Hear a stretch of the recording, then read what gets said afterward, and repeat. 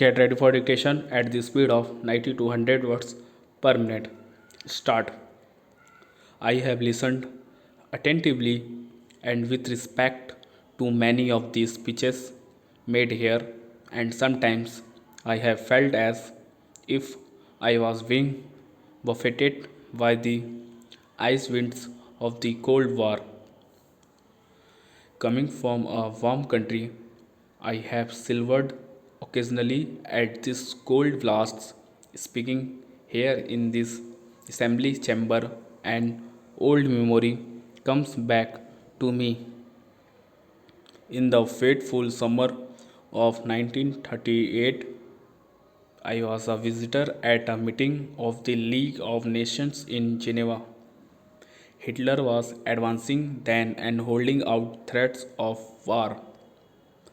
There was mobilization in many parts of Europe, and the tramp of armed men was being heard.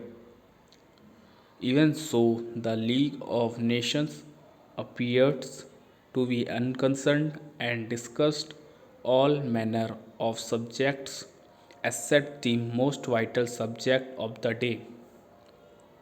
The war had not started then. A year later, it descended upon the world with all its thunder and destructive fury. After many years of carnage, the war ended and a new age was ushered in by the terrible experience of Hiroshima and Nagasaki. Fresh from these horrors, the minds of men turned to thoughts of peace, and there was a passionate desire to put an end to war itself.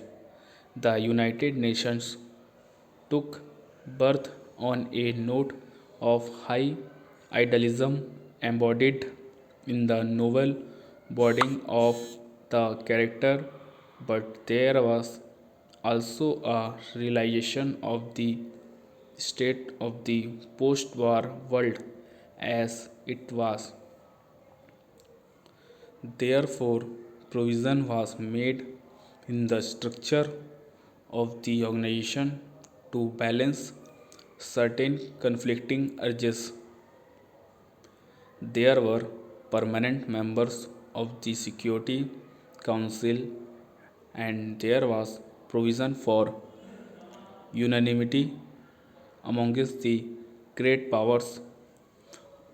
All this was not very logical, but it represented certain realities of the world.